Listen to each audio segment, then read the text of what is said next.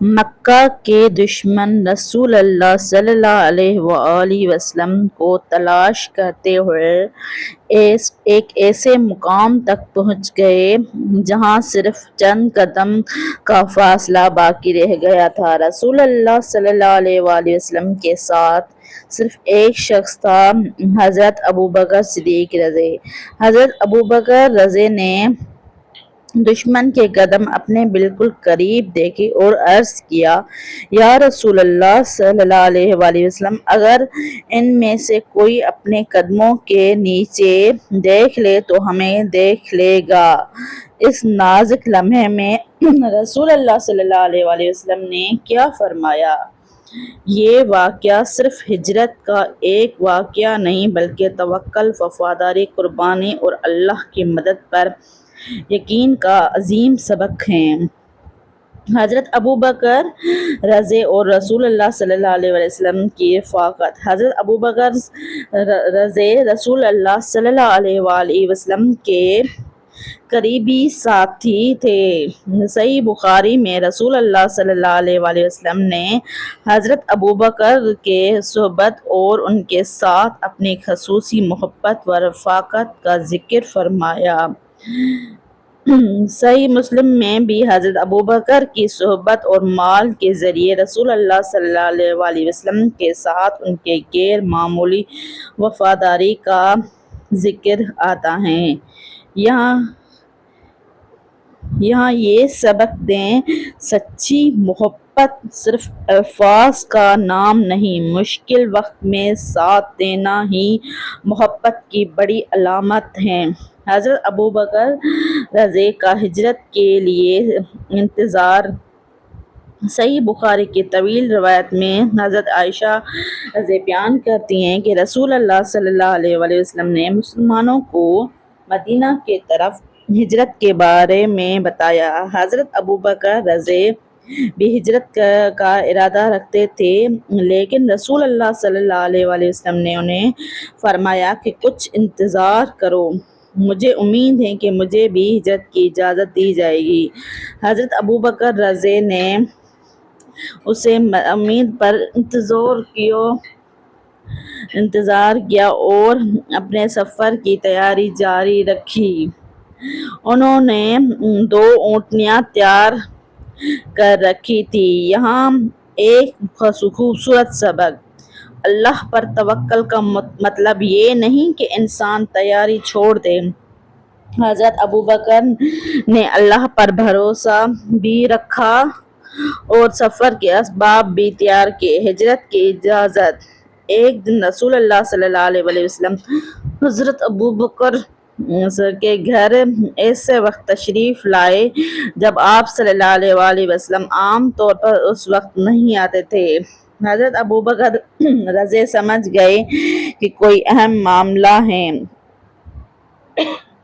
رسول اللہ صلی اللہ علیہ وآلہ وسلم نے فرمایا کہ جو لوگ موجود ہیں انہیں باہر بھیج دو۔ حضرت ابوبکر رضی نے عرض کیا کہ یہاں تو آپ صلی اللہ علیہ وسلم کے گھر والے ہی ہیں۔ تب رسول اللہ صلی اللہ علیہ وآلہ وسلم نے بتایا کہ مجھے ہجرت کی اجازت دے دی گئی ہے۔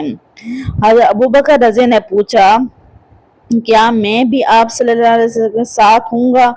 آپ صلی اللہ علیہ وآلہ وسلم نے فرمایا، ہاں۔ یہ سن کر حضرت ابوبکر رضی کو رسول اللہ صلی اللہ علیہ وسلم کے ساتھ ہجرت کے رفاقت حاصل ہونے کا موقع ملا۔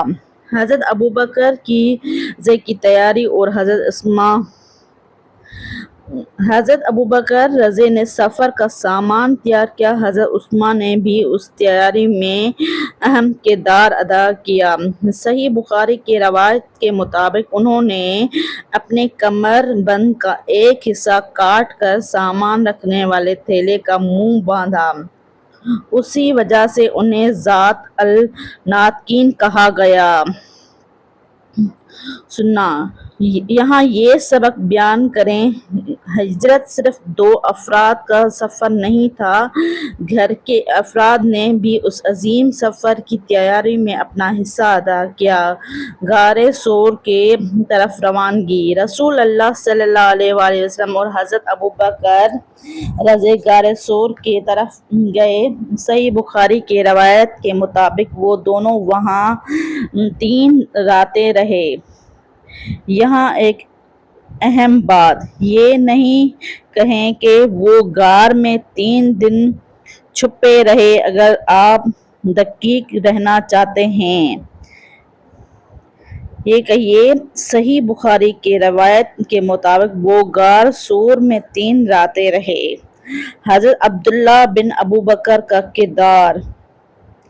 یہ حضرت عبداللہ بن ابوبکر رات کو غار میں آتے تھے، وہ مکہ میں دن گزارتے اور قریش کی باتیں اور ان کے منصوبے معلوم کرتے، پھر رات کو غار میں جا کر رسول اللہ صلی اللہ علیہ وآلہ وسلم اور حضرت ابوبکر کو ان حالات سے آگاہ کرتے۔ مقصد بڑا ہو تو ہر شخص اپنی استطاعت کے مطابق اپنا کردار ادا کر سکتا ہے۔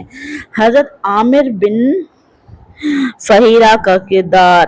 حضرت عامر بن فہیرہ حضرت ابوبکر رضی کے آزاد کردہ غلام تھے۔ صحیح بخاری کے مطابق وہ دودھ دینے والی بکریاں لے کر رات کے وقت غار کے پاس آتے تھے تاکہ رسول اللہ صلی اللہ علیہ وآلہ وسلم اور حضرت ابوبکر کو تازہ دودھ مل سکے، پھر صبح ہونے سے پہلے ریوڑ کو واپس لے جاتے۔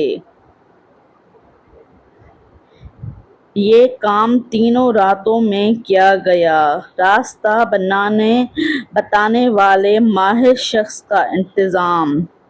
یہ بھی رسول اللہ صلی اللہ علیہ وآلہ وسلم اور حضرت ابوبکر نے ایک ماہر راستہ شناس شخص کو رہنمائی کے لیے مقرر کیا۔ صحیح بخاری میں اس کا ذکر موجود ہے۔ اس سے ہمیں معلوم ہوتا ہے کہ اللہ پر توکل کے ساتھ عملی منصوبہ بندی کی گئی۔ سننا غار کے باہر دشمن۔ یہ حضرت ابوبکر رضی خود بیان کرتے ہیں کہ وہ رسول اللہ صلی اللہ علیہ وآلہ وسلم کے ساتھ غار میں تھے۔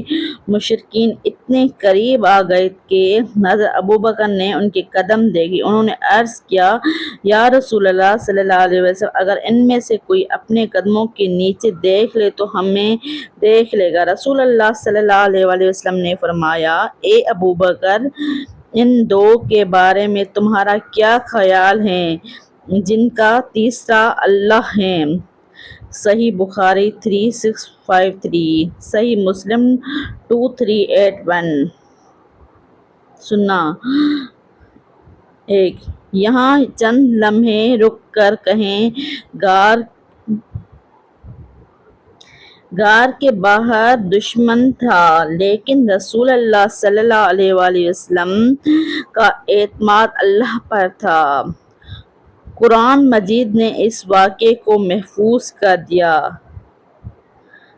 اللہ تعالیٰ سورۃ توبہ آیت نمبر 40 میں فرماتے ہیں کہ جب کفار نے نبی کریم صلی اللہ علیہ وآلہ وسلم کو نکال دیا اور آپ صلی اللہ علیہ وآلہ وسلم 2 میں سے دوسرے تھے، جب دونوں غار میں تھے تو آپ صلی اللہ علیہ وسلم نے اپنے ساتھی سے فرمایا، غم نہ کرو، بے شک اللہ ہمارے ساتھ ہیں۔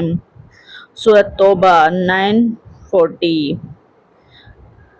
40 آیات نمبر۔ یہاں ویڈیو میں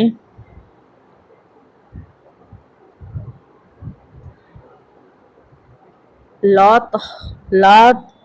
تحزن ان اللہ معنا ترجمہ، غم نہ کرو، بے شک اللہ ہمارے ساتھ ہیں۔ قرآن اس واقعے میں اللہ کی مدد، سکینت اور غیبی مدد کا بھی ذکر کا ذکر بھی کرتا ہے۔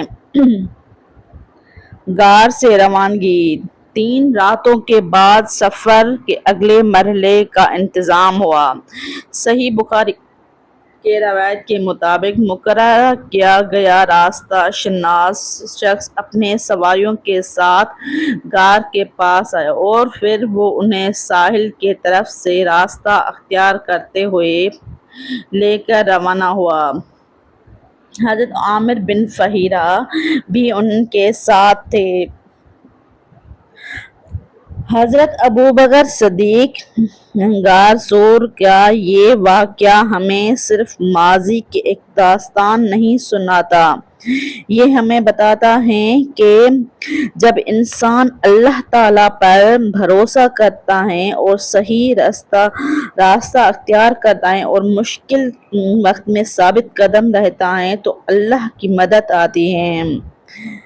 آیات: لا تحزن ان اللہ معنا، غم نہ کرو بے شک اللہ ہمارے ساتھ ہے۔ اللہ تعالیٰ ہمیں حضرت ابوبکر صدیق رضی کی طرح رسول اللہ صلی اللہ علیہ وآلہ وسلم سے سچی محبت، وفاداری، قربانی اور اللہ پر کامل توکل نصیب فرمائے، آمین۔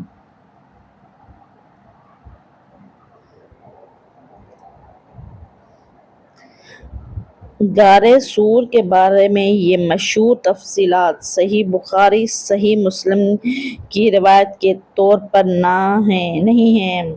مکڑی کا جالا، کبوتر کا گھونسلہ، انڈے، سانپ کے ڈسنے کی تفصیل، حضرت ابوبکر نے غار کے تمام سوراخ بند کیے والی تفصیل، ایسی دوسری تفصیلات جن کا آپ کے پاس ہمارے پاس واضح مستند حوالہ نہ ہو۔